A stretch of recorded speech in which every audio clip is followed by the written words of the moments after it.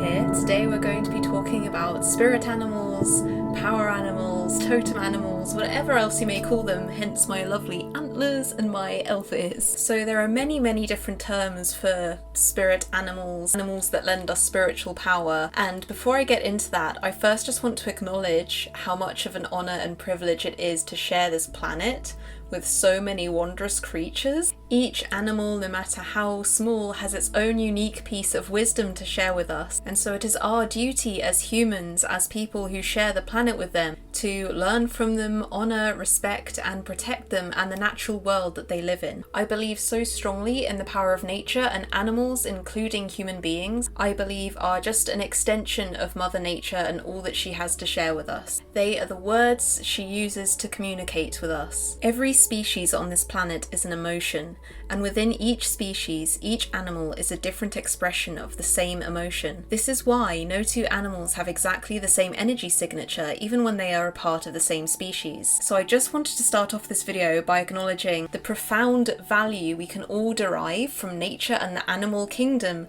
and therefore the profound importance to protect these beautiful creatures and this beautiful planet that we live on. So let's talk about the history of spirit animals.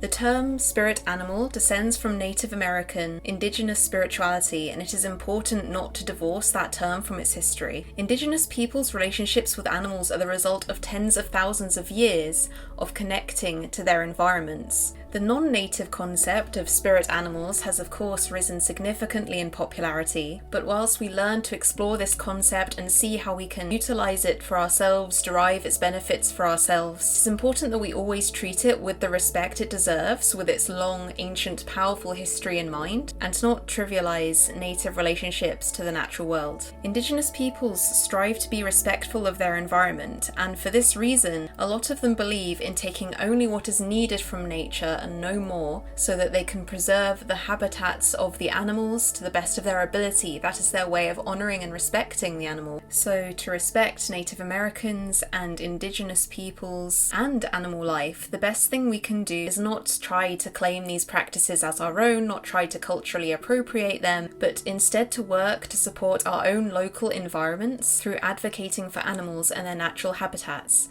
This is the most important thing of all. It doesn't make any sense to work with the spirit of an animal and on the other hand not respect nature, not respect animals in the 3D physical world. The two go hand in hand, so we really have to keep this in mind. Even though it may sound obvious, I just think it's important to reiterate.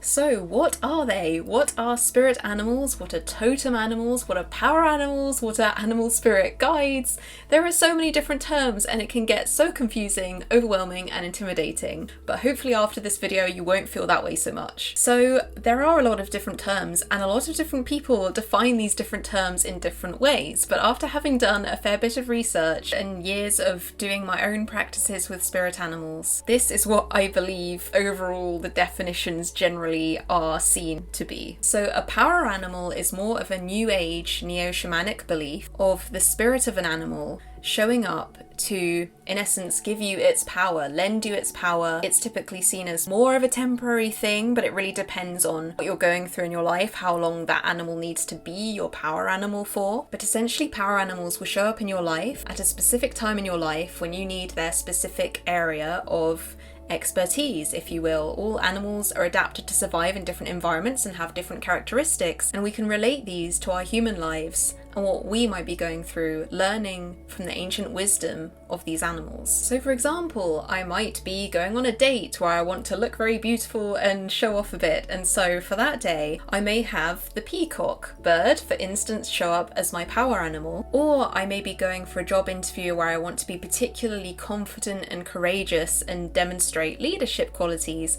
in which case the lion might step forward as my power animal for that day or that week or however long the process takes. So your spirit animal is the animal that best represents you as you currently are in your current energy signature. So for instance, I have a lot of love and admiration for all forms of big cats. I love lions, tigers, jaguars, but My spirit animal, I would say, is probably more likely to be the deer, because in reality, although I admire these powerful big cats, my energy signature could be seen as more kind of gentle, shy, intuitive, compassionate. I'm very loud on these videos, but in real life I'm very, very quiet and rarely open up to anyone. So the deer would be my spirit animal. This is in contrast to, say, your animal totem. An animal totem, again originating from Native American and Indigenous cultures, is a spirit animal revered as sacred that guides, helps, or protects individuals, lineages, or nations. So this is more like an animal that has more of a permanent quality to it. It's like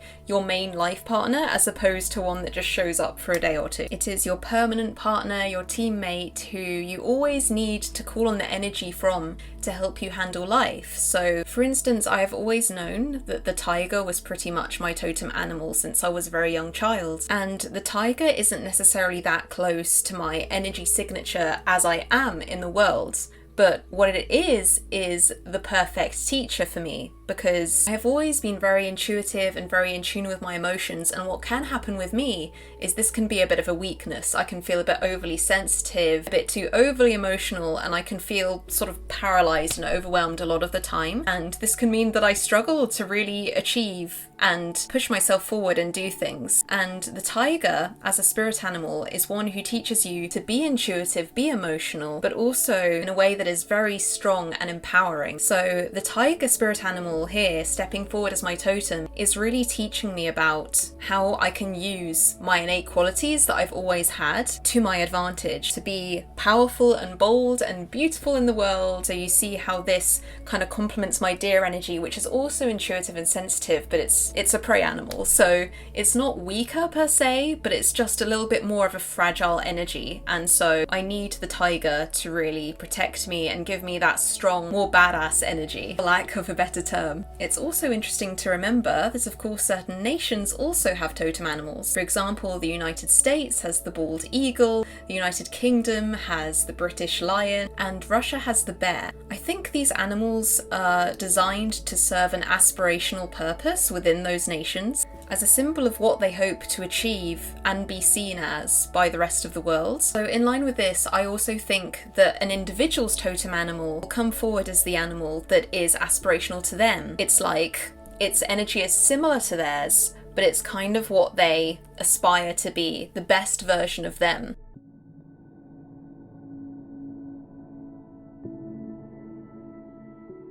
So when you're trying to figure out what your spirit animal, totem animal, power animal might be, it's first helpful to just in general know some basic examples. Now these are very easy and quick to look up and research by yourself if you're looking to work with a spirit animal guide and you don't really know what you're looking for. But a few examples of some spirit animals and their spiritual meanings are the butterfly, which in many cultures is a symbol of transformation and change. It's incredibly adaptable and approaches all change with ease and grace. The cat often symbolises curiosity, adventure and independence. It has also mastered the art of patience. The dolphin represents playfulness and wisdom, so they work in teams, they are master communicators and unifiers. The elephant symbolises wisdom, gentleness and spiritual understanding, as well as strength. The fox is the master of camouflage, adaptability, cunning and intelligence. The mouse represents the importance of details, and it reminds us not to overlook the smaller things, the smaller details. Owls are typically seen as being very wise, and as they are nocturnal, they can see into the unseen realms. That is their spiritual meaning. So the owl may be a common spirit guide for people who are starting to learn about their own wisdom, their own innate spiritual knowledge, and looking to explore deeper underneath the surface of things. So those are just a few spirit animals and what they mean, and I would highly encourage you to do your own research, look up animals that may be your favourite animals and see what they mean on a spiritual level, because it might be that you may have a favourite animal that they've always loved, but their spiritual symbolic meaning may not resonate with you so much as they resonate with you aesthetically. So leading on from this, how do you find your own spirit animal, power animal, or animal spirit guide, or totem animal? One idea is to learn about the animal connections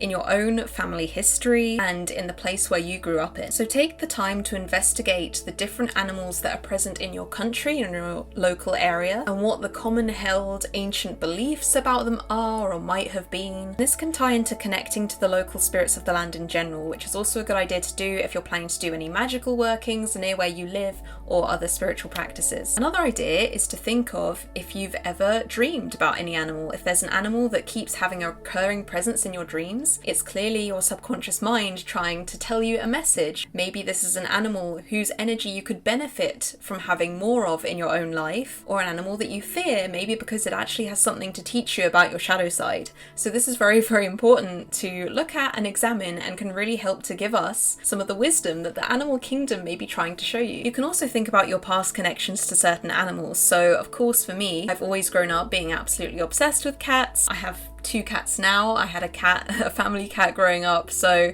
I always knew that my spirit animals and spirit animal guides were likely a variety of cat or different kinds of big cats. So that's how I got to that conclusion. But if you've always loved dogs, that may be a connection to you having a wolf spirit animal, as they are the ancestors of dogs, so to speak. Or you may have always been drawn to the water, to the sea, to fish, to swimming. So again, these are things that you can really examine and see what jumps out for you when you look at your past. What animals have you always loved, always resonated with? Just think back to that and think what they may have been trying to tell you and still may be trying to tell you to this day. Another little practice that I find quite fun is I watch a lot of David Attenborough documentaries, and just watching different animals from all over the world, you know, and just seeing which ones really jump out to me, which ones I'm really captivated by, and which ones I find really fascinating or inspiring. And I see if I can take any messages from those animals into my daily life and maybe even incorporate some of them into my spiritual practice.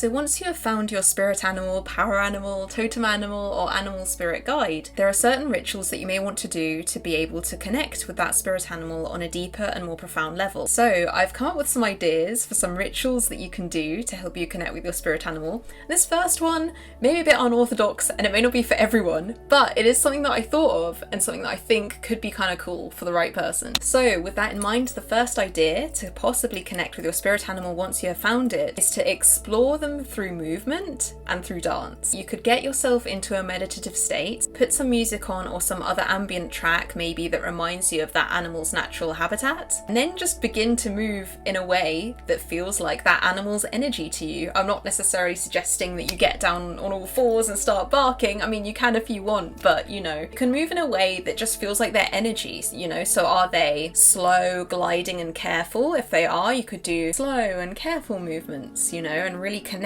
with that energy. Are they fast, alert and staccato? Do you need to move really quickly? And just think about that, because if they are, then that's a very different energy to connect to. And really it's fascinating to see how an animal spirit can connect to you on a physical level, you know, because I think a lot of people and spiritual teachers talk about meditation, and meditation is really important, don't get me wrong, but I think when you connect through movement, through sacred dance to something, it makes it a lot more physical, a lot more tangible, arguably a lot more real for some people. So it's something that I'm always going to recommend. I'm actually planning on doing a full video on sacred dance in the future because I'm so passionate about it, and I really think it's actually not something that's talked enough about in the spiritual community. So make sure you subscribe and hit the notification bell if you don't want to miss my video on that in the future. So another way you could connect with your spirit, totem or power animal is by writing to it or writing about it. So you could write a love letter, a poem or an invocation to that particular animal spirit, expressing all of the qualities about it that you admire, all of the associations that you have with it, everything that you wish to embody in your life about it, and all the lessons it has to teach you. And then you could simply put this letter, invocation or poem somewhere, maybe have it saved on your computer. Then anytime you need a boost of confidence or a boost of whatever it is that animal spirit is there to show you about, go back and reread what you've written and really just take some deep breaths and absorb the words and remind yourself yourself of why this animal is so important to you, and it could really help you as you go about your day in the future. Now, in general, you could also decide to make art of it in any way that you see fit. So if you are a painter or a crafter like myself, you might want to create some 3D art to connect with your spirit animal even better. Right now, I'm currently painting my shamanic drum with a lioness, and it's a very powerful practice because each tiny strand of fur that I lay on with paint, I feel more and more of a deep appreciation for the divine design of this animal and how much actually goes into creating its existence, if that makes sense. Like, it's really awe-inspiring, really powerful, really helps you to get a new perspective on that animal and just how majestic and magnificent it really is in a way that you can't appreciate if you're just looking at it. You know, if you are looking at the animal and trying to recreate it in some way, then you really get to know that animal. You really get to see everything about it, things that you may not have noticed before, as you try to recreate that in some form of 3D art form, sculpture, painting, or piece of digital art. So this is the kind of practice that can really help you develop a greater appreciation and understanding of everything that goes into the making of that animal, quite literally. One more thing before I forgot. I'm actually doing a Facebook Live with my friend Lynn on her Facebook page, Mystic Sariel, and we will be talking more about spirit animals, and I will be available live on Facebook on her page to answer any questions you might have live. And we'll also be doing tarot and oracle card readings to help you find out maybe what your spirit animal is, what they may have to say to you at this time. It's on Wednesday the 20th of July at 7 p.m. GMT. We have both been practicing tarot for over 10 years and are extremely passionate about this topic. Sorry for the interruption, just thought I'd put this in there because I think some of you guys could really benefit from this. Another thing you could decide to do is try to visit this actual animal in the physical world. So not everyone will have access to this option depending on what your spirit animal currently is, where you live, whether it's native to your country or not. But nothing is quite like connecting to your power, spirit, or totem animal in the flesh. Nothing is quite like that. So if you happen to live near where that animal could be out in the wilds, then you should definitely go and respectfully and carefully, cautiously of course, seek out that animal. Or you could even visit one if there are any ethical animal sanctuaries near you that you feel comfortable supporting that may have that particular animal in residence. If your spirit animal is a horse, then that could be a very convenient one because you could try to start working at a stable or try out some horse riding lessons to really connect with that animal, because you can't get that much better than that. I actually recently went to an animal sanctuary where I saw a lynx, and honestly, seeing that lynx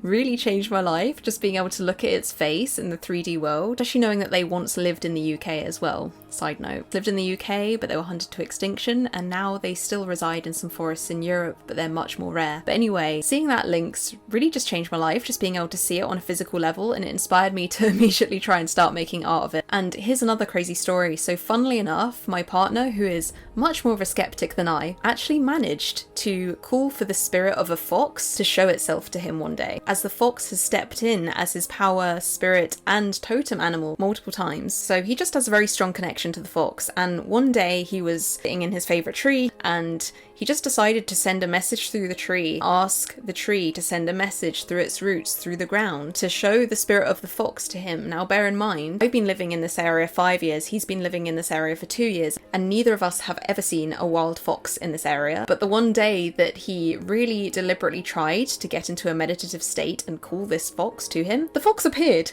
which is crazy. I'll play the video for you guys now. And this wasn't even a one-off. He went back to the same area a couple of days later, did the same practice, and the fox showed itself to him again. And in both of these cases, the fox clearly wasn't there to hunt or look for food necessarily. It looked as if it was just there because it had been called, and then once it was there it looked kind of lost and didn't really know why it was there, and then left. This whole story just blew my mind, and I hope it blows your mind too, because it's like one of the craziest things that I've ever heard about happening to someone. Long story short, this is an example of the power and influence, affinity that we can have with certain animal spirits, as long as we approach it with warmth, non-judgment, non-entitlement, giving it permission to show itself to us if it wishes, with an energy of love and respect. These are the kind of things that are possible. So I think on that note of pure animal magic, I will be signing off this video and wishing you guys all the best in your journey of your exploration of the animal kingdom and all that it has to teach you and show to you. I also just want to add that literally if you're looking to connect with any animal spirit at all, the best thing to do is just go out in nature, a local area, anywhere, because I can't count the amount of times I've gone out for a walk and I've literally seen a wild otter swimming down the stream,